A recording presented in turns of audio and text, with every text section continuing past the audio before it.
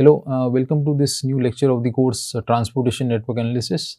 So in the last class, we had started to discuss about stochastic user equivalent problem. We had seen the optimization formulation for that. So today also we will be continuing in that direction. So we had seen that one of the terms in the objective function of this formulation of stochastic user equilibrium is the expected perceived travel time function. Okay. So the properties of this expected perceived travel time function are important for the analysis of first order conditions of this program. Although we are not discussing the first order conditions here, like how they are derived, but the first order conditions are exactly these conditions that we had stated before. So if you remember, we had stated that this FKRS being equal to QRS times PKRS. So this holds for all K, R and S. So this condition is valid for the first order conditions of stochastic user equilibrium. Okay. So how did these conditions come? We are not seeing the derivation of that, but we are just directly stating that these are the conditions. But in order to derive these conditions, one will be requiring the derivative of this expected perceived travel time function, and that is why, if you remember, we had previously seen that the derivative of this expected perceived travel time function with the measured travel time on path K connecting R to S is actually the probability of choosing that path K connecting R to S. Okay. So that is why we had previously seen this relationship. Note that since this optimization problem is unconstrained optimization problem, the first order conditions are given by the gradient of Z is equal to 0. Okay. So this is the 0 vector. Okay. That is why it has been made bold. So we had seen that the stochastic user equivalent problem can be formulated as an unconstrained optimization problem. So that is why these first order conditions are very simple. So we will not be discussing the derivation of these conditions here because of the time constraints that we have. Let us see an example to understand this concept here. So suppose that we have a very simple network given. Okay. So we have the measured travel times on the two links given as follows. So the measured travel time on the first link or the first path is equal to 1 times 2 times the flow on that link, and the measured travel time of the second link is equal to 2 plus the flow on the second link. Okay. So this is the simplest network that we can consider because there are just two links which are connecting this origin destination pair. There is a single origin destination pair and there is no overlap of the different paths that are connecting this origin to destination. Okay. And it is given that the total OD flow is 4 units. Okay. So these conditions are directly connecting the measured travel times on the two links with the flow on those links. Okay. So they are in a way relating this equation that we had seen, that this TXA is equal to expected value of capital TA. So this capital TA is the perceived travel time on link A. Okay. And the expected value of that is the measured travel time on link A. So the measured travel time on link A will be given by the link travel time function for that link. Okay. So in that way, like, this is the measured travel time for the first link and it is getting connected to the flow that takes place on that link through this relationship. Okay. And it is also given that we are having this logit route choice model with parameter theta equal to 1. Okay. So we have decided that this stochastic network loading will be happening through logit route choice model. Okay. Therefore, at equilibrium, we can come up with these equations here. So let us see how did these come. So we know that this FKRS is equal to QRS times PKRS. So we are utilizing this, that since there is single OD pair, so we will remove this notation for RS here, and we will just write the flow on the first path is equal to the QRS is given to be 4 times the probability of choosing that path, which is P1 here. Okay. So this relationship is coming in this way, and we are knowing that the route choice model that we should assume here is the logit route choice model. Okay. So therefore we have seen that how to compute the probability of choosing different alternatives or different routes if we assume a logit route choice model. So we had seen the closed form expression for finding probabilities in that case. So the probability of choosing any alternative is e to the power minus theta times the measure travel time of that route or that alternative divided by the sum of e to the power minus theta C L R S, where L is the set of all of the paths which are connecting R to S. Okay. So this is the probability Pk. Okay. So this is being utilized here. So it is given that theta is equal to 1. So we have put that value here, and we have C1 here and C1 and C2 here. Okay. And also we note that the sum of the flows on the two paths that are connecting will be equal to 4. So therefore F1 plus F2 will be equal to 4. So this is that relationship. Okay. Now we are also given that the measure travel time on each link is connected to the flow on that link by these two conditions. Okay. So what we can do here is that we can use this expression of C1 in terms of F1, and we can put it here, and similarly this expression C2 equal to 2 plus F2 we can put it here. Okay. And the value of F2 can be substituted in terms of F1 from this relationship. Okay. So when we do these three substitutions, then this whole equation will be only in terms of F1, and that is what we will be getting here. Okay. So in a way we have utilized the following equations here, that we are knowing that the stochastic user equilibrium condition or the first order condition of the stochastic user equilibrium formulation is given by this. So that is why we came up with this relationship. Then it was given to us that the logit route choice is given for the stochastic network loading. So we used this expression here, and this relationship between the measure travel times and the flow on different links is given here. So we utilize that. Okay. And we also know that the flow on the two paths should sum to 4. Okay. Okay. Now this equation F1 by 4 equal to 1 divided by 1 plus e to the power 3 F1 minus 5. So this is a non-linear equation. So one cannot solve it directly. One will have to use some numerical methods to find the solution of this equation. So any of the standard numerical methods can be used, and once when we use that, we will be getting this, that F1 is approximately equal to 1.75 units. Okay. And once we have determined F1, then we can calculate F2 by determining 4 minus F1. Okay. Now this same example can also be solved using the equivalent optimization program as follows. Okay. So now we are writing down this optimization formulation for stochastic user equilibrium that we had seen. So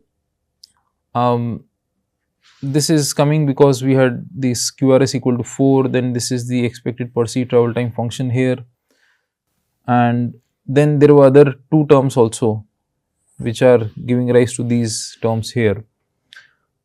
Now what we will be doing is that we will be carrying out the integration in these last two terms, this one and this one, so that we can write down this whole expression of the objective function in terms of only f1 and f2. So, carrying out this integration is easy. So, here when we carry out the integration of this first integral and we take the limits, so then we get first term as f1 square, okay, and since there is a minus sign here and there is already 2f1 square here, so 2f1 square minus f1 square will be f1 square, okay, and similarly we can carry out the integration for this term also, and then we can do the integration for this integral also, okay. So, some of the terms will be cancelling and so on, and after simplification this is what we will be getting, okay. So, this is same as it was above, and these are the expressions that we get after doing this integration and then simplifying these expressions, okay. So, now we need to write down the expression for this expected perceived travel time function, okay. Okay. Now, note that since we are interested in the stochastic user equilibrium solution here, so since it is an unconstrained optimization problem, the stochastic user equilibrium, so we can take the first order condition solution as the optimal solution. Now, of course, there are some other results also that, if you remember, the solution of the first order conditions need not be the optimal solution. So, in order to argue that it is optimal, we need to argue some more sufficiency conditions and so on. So, all those conditions and so on are discussed in more detail in this book by Joseph Sheffi on urban transportation networks. So, we will not worry about that. What we will be just assuming is that this stochastic user equilibrium conditions that we have are the first order conditions that are obtained from solving this formulation of stochastic user equilibrium, that is this FKRS is equal to QRS times PKRS, and that actually has been obtained, which we will see in this example, by taking the gradient of this objective function and making it equal to 0. Okay. So, in the previous case, what we were doing is that we had directly started with this relationship that in the case of stochastic user equilibrium, FKRS is equal to QRS times PKRS. Okay. Now, what we are doing is that we are seeing that for this example, if we take the gradient of the objective function and if we set it equal to 0, do we actually get these conditions or not? So, that is what we are trying to do here. So, that is why we are taking the partial derivatives of the function z with respect to f1. When we do that, then by using chain rule, we will be first taking partial differentiation of this expected perceived travel time function with respect to c1, which is the measured travel time of first link, and then we have this term, that is partial derivative of c1 with respect to f1. Okay. So, we already know that the partial derivative of the expected perceived travel time function with the measured travel time is equal to the probability of choosing the first link or the first path in this case. Okay. And since we know the relationship between c1 as a function of f1, so if you take the derivative of c1 with respect to f1, then you will be getting this thing here. Okay. So, if you remember, it was already given that c1 is equal to some constant plus 2 times of f1. Okay. So, when you take the differentiation of this c1 with respect to f1, we will be only getting 2. Okay. So, that is what we get here. So, we can now replace here. Okay. So, this is what we get if we take the partial derivative of this objective function with respect to f1, we get minus of 8 times p1 plus 2f1 equal to 0. Okay. Okay. So, since we are making this gradient of the objective function equal to 0, so we also need to take the partial differentiation of this objective function with respect to f2. Okay. Now we will follow the same procedure here again. Okay, so we will be having this expected perceived dwell time function, we will be taking chain rule there, and once we do all of that, this is the expression that we will be getting in the same way as we get this. Okay. So now suppose if we multiply this equation that we got here with 2, okay, and if we suppose add it to this equation here, then what we will be getting is that multiplying this by 2 times gives minus 8p2 plus 2f2. Okay, and now if we add this equation here, we get minus 8p1 plus 2f1. Okay, this all equal to 0. Now if we take minus 8 outside, then we get p1 plus p2 and then plus 2f1 plus 2f2 equal to 0. Okay, now p1 plus p2 is equal to 1.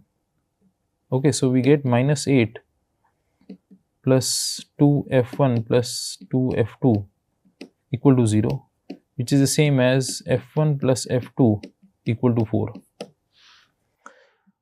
So now we see that the solution of these first order conditions, that is when we are making this gradient of the objective function equal to 0 here, this solution is automatically satisfying that the sum of the flows on the two links or the two paths here is equal to the travel demand, which is equal to 4. Okay, so that was actually the reason that we did not have any constraints in the optimization formulation of stochastic user equilibrium, because these constraints such as like these, that the sum of the flows on different paths connecting an OD pair is equal to the travel demand for that OD pair. So these constraints are automatically ensured at the optimal solution. Now of course this is just one example, so just because we have shown that this constraint is getting satisfied in this example does not mean that it will always get satisfied. So of course there has to be some proof behind that, but we are not discussing that here. We just wanted to give you an example that even if we didn't put any constraints related to the sum of the flows on different paths connecting an OD pair, so that constraint is automatically satisfied in the solution of stochastic user equilibrium. Okay. Okay. So the flow conservation condition holds at the point that minimizes this function z. So this was checked for this example, but it can be proved that the flow conservation constraints always hold at the minimum of this program. Okay. So now we use this flow conservation constraint f1 plus f2 equal to 4 to substitute in this equation here. Okay. So now one thing to note here is that we had got this relationship from differentiating this function z with respect to f1 here. So this is the same as f1 is equal to 4p1. Okay, and this is what we also get if we write that fkrs is equal to qrs times pkrs. Okay, so we can see here that the derivative or the gradient here of the objective function actually leads to these conditions. So this was actually the main reason for showing this example, that in the previous case, in this, for the same example, we had used these conditions directly, but now we have come to these equations by taking the gradient of the objective function and making it equal to 0, and then we see that we get the same equations as that we had claimed. Okay. Okay. So now that we know this relationship, we also know that f1 plus f2 has to sum to 4, and we also know the relationship between the measured travel times and the flows on different links, and we also anyway know that the P1 is equal to that e to the power minus theta divided by and so on. So, since it is already given that the choice probabilities should be determined by logic choice, so everything else is the same as the previous case. So, the only difference that actually came as compared to the previous case is that we didn't directly start with these equations that f1 is equal to 4p1. We actually derived these by taking the gradient of the objective function equal to 0. So, if we do the first partial derivative with respect to f1, this is the relationship that we get. If we do the second partial derivative of the objective function with respect to f2, this is what we get, and this is precisely what we should be getting, because fkrs is equal to qrs times pkrs. Okay. Now, qrs is the same whether it is the first link or the second. So, it will be f1 equal to 4p1 and f2 equal to 4p2. So, we didn't directly start with these equations here, we first derived it and then everything stays the same in this case. Okay. Okay, so then we get the same expression that we get in terms of f1 here. So, this is identical to the condition that was obtained before. Okay. Therefore, the solution that is obtained by minimizing the system stochastic user equilibrium objective function is identical to the solution obtained by solving the equilibrium conditions directly. Okay. So, this is what it is saying, that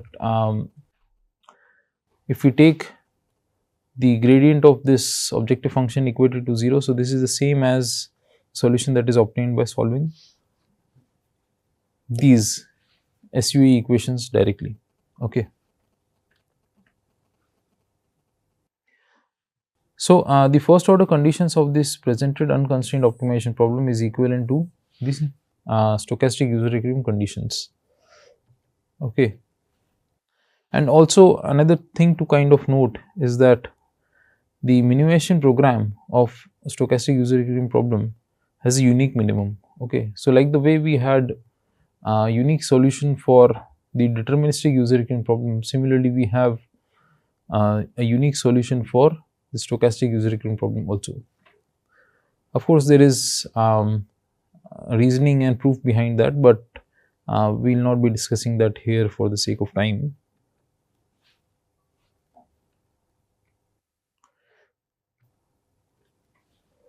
Note that these descent algorithms like convex combinations cannot be directly implemented for solving the stochastic user equilibrium problem. Okay, so if you remember, we had used this convex combination algorithm to solve the deterministic user equilibrium problem, but we will not be using that algorithm to solve the stochastic user equilibrium also. The reason being that the move size step in that convex combination algorithm involves minimizing objective function along a line segment, and that is hard because it requires path enumeration to calculate expected perceived OD travel time. Okay.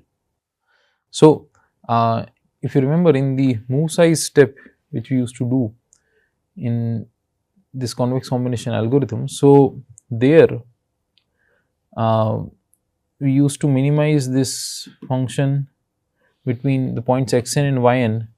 So, z where the argument used to be xn plus alpha times yn minus xn, okay, and alpha used to take the value between 0 and 1, okay. So, then we used to find that how much should we move away from x1 as compared to yn to get the best solution in that line segment joining xn and yn. Okay. Now, since this involves that we know the